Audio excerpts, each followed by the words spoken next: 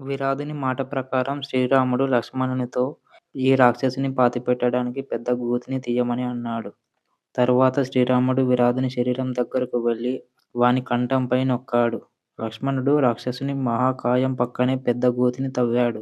రాముడు తన పాదాలను తీయగానే నిక్కపొడుచుకున్న చెవులు గల రాక్షసుడు భీకరమైన మహానాదం చేయసాగాను. రామ లక్ష్మణుడు ఆ రాక్షసుని ఎత్తి సంతోషంగా ఆ గోతిలో విసిరేశారు. ఆ గోతిని మట్టితో పూడ్చి అతన్ని చంపారు. శ్రీరాముడు వనవాసి అయి తన వద్దకు వచ్చినప్పుడు ఆ రాక్షసుడు రాముని చేతిలో మరణించాలని కోరుకున్నాడు. అందుకే తాను శస్త్రములతో మరణింపనని తన మృత్యు రహస్యాన్ని శ్రీరామునికి వివరించాడు.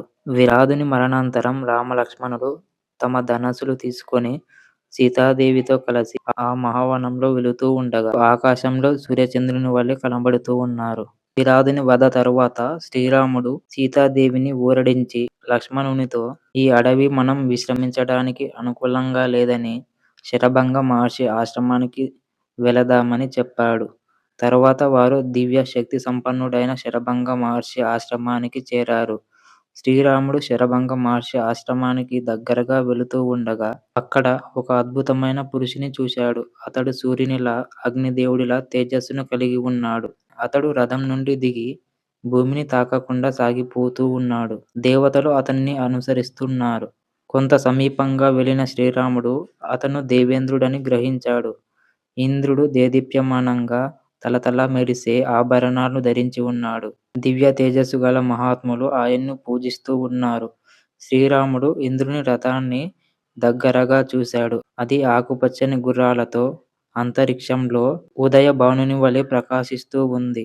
దివ్యమైన ఇద్దరు స్త్రీలు విరజామారలను పట్టుకొని ఇంద్రునికి ఇరువైపుల నుండి ఆయన్ను సేవిస్తూ ఉన్నారు. సిద్ధులు, దేవతలు, గంధర్వులు, మహర్షులు ఇంద్రుని స్తుతులతో కీర్తిస్తూ ఉన్నారు. ఇంద్రుడు శరభంగ మహర్షితో మాట్లాడే సమయంలో శ్రీరాముడు లక్ష్మణునితో ఇంద్రుని రథాన్ని చూపుతూ, లక్ష్మణ, ఆకాశంలో ఉన్న అద్భుత రథాన్ని చూడు, కాంతి పుంజములతో వెలుగుతుంది. ఇంద్రుని యొక్క ఉత్తమమైన అశ్వములను గురించి ఇంతకు ముందే మనం విని ఉన్నాం కదా. ఇప్పుడు ఆకాశంలో కనపడుతూ ఉన్న హరితవర్ణం కల ఆ దివ్యమైన అశ్వములు ఇవే. రథము నలువైపులా 100 మంది చొప్పున యువకులు ఖడ్గాలను ధరించి ఉన్నారు. విశాలమైన బాహువులు కలిగి తేజవంతమైన హారాలను ధరించి ఉన్నారు. వారు రూపురేఖలను బట్టి పరిశీలిస్తే వారు 25 సంవత్సరాల వయసు గల యువకులని తెలుస్తుంది. దేవతలు ఎల్లప్పుడూ 25 సంవత్సరాల వయసులోనే కనిపిస్తూ ఉంటారని ఒక ప్రతీతి. వారు చూడటానికి ముచ్చట గొలుపుతూ ఉన్నారు.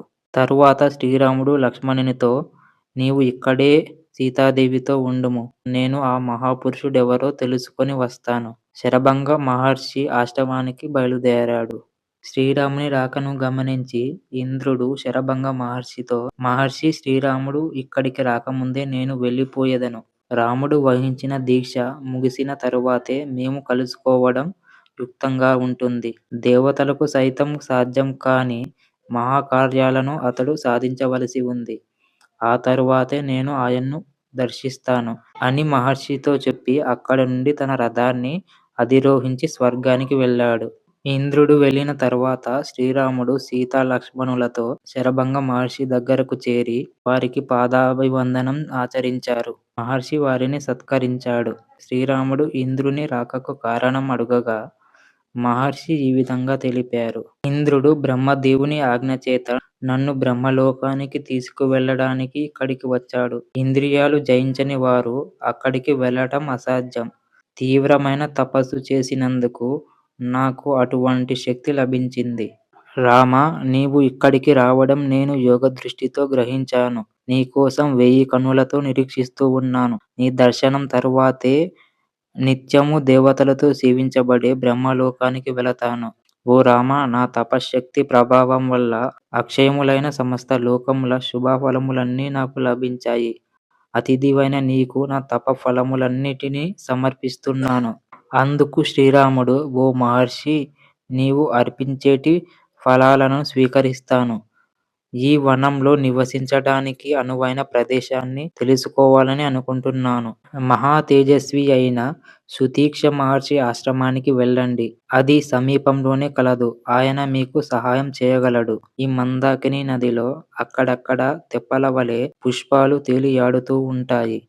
ఈ నది తూర్పునకు ప్రవహిస్తూ ఉంటుంది. నదీ తీరంకు పశ్చిమ ముఖంగా వెళ్ళండి. అదే మీరు వెళ్ళవలసిన మార్గం. ఓ రామ! క్షణకాలం ఆగుము. నిన్ను దర్శించడానికే ఇప్పటివరకు ఈ శరీరంతో ఉన్నాను. నిన్ను దర్శించి ధన్యుడనైతిని. ఇక నేను ఈ శరీరాన్ని త్యజిస్తాను. చూడు అంటూ శరభంగ మహర్షి అగ్నిని ప్రతిష్ఠించి మంత్రములు పఠిస్తూ హోమములు చేసి అగ్నిలో ప్రవేశించాడు. అతని శరీరంలోని రోమాలు, కేశాలు, చర్మము, ఎముకలు, రక్త మాంసములన్నిటినీ అగ్ని దహించి వేసింది. ఈ దృశ్యాన్ని చూసి సీతారామ లక్ష్మణులు అర్ధహృదయులై ఆశ్చర్యానికి లోనయ్యారు.